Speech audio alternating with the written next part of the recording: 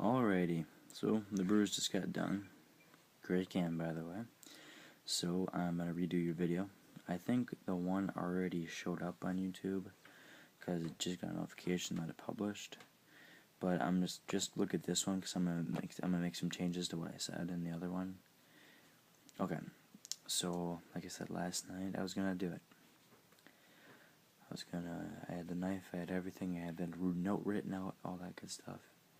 I was gonna do it, but then I realized, you know what, maybe I'll try to write it out. I wrote an entire page in like 3 minutes. I wrote exactly how I felt, and obviously it worked because I'm here to tell you the story. So, obviously it worked for the benefit of, never mind, no benefit. But yeah, I'll read you what I wrote exactly, and then I'll explain it. And this is like the best analogy that I can come up with. Like I've never come up with a good analogy that fits this, how I feel perfectly. I know you don't like snakes, so it's going to be a little weird for you, but hopefully you don't think I'm more psycho than I actually am. Alrighty. There is no confusion to why I feel this way. Every day, all that flows through my head is normal, until that one trigger. This trigger strikes like a cobra, with stealth and speed. Quick but deadly. The venom diffuses through my bloodstream, mutating me into someone I'm not. I'm a monster.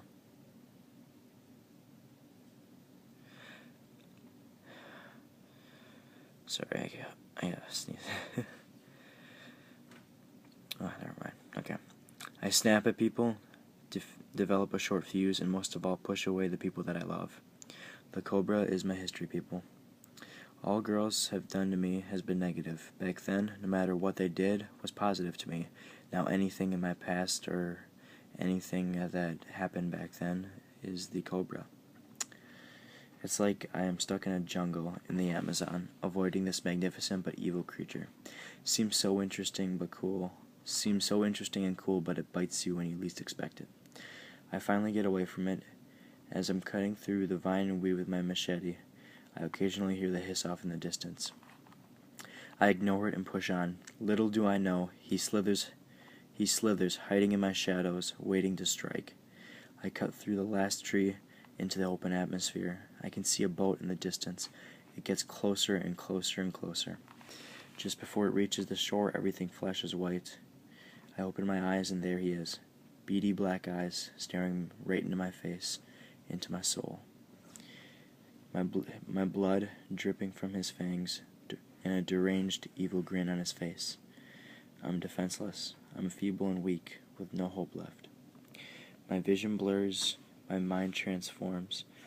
There in the distance, a boat coming to my rescue. He calls my name. He shouts. He finds me. He finds me, standing over him with a knife in my hand. Black beady eyes staring into his soul. Deranged, evil grin on my face. I've been mutated. I've turned into him. I've turned into the Cobra. So, an explanation to that is, so I think of the Amazon as like the journey through life, and there's so many obstacles, like the leaves and stuff you have to cut through. You've seen movies, so I mean you understand that. Cutting through the vine and all that good stuff, and the reason I can refer to my past as the Cobra is because Cobras to me are really magnificent and cool, and they're really cool creatures, but they can really be deadly, obviously, because they kill people. But yeah, so back then everything seemed okay, everything seemed cool, what the girl was doing or whatever, and then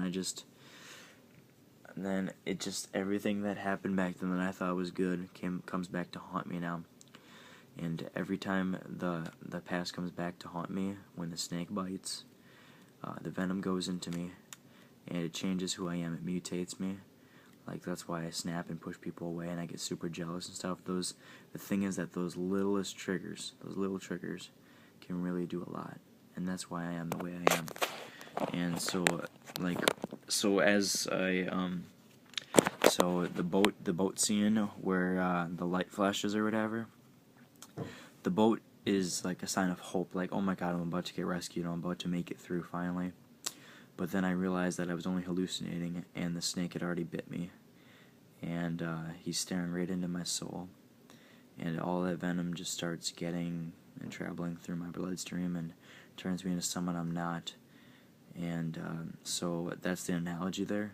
And another analogy that comes through is like when the boat actually comes and rescues me, he actually is referring to anyone that tries to come help me.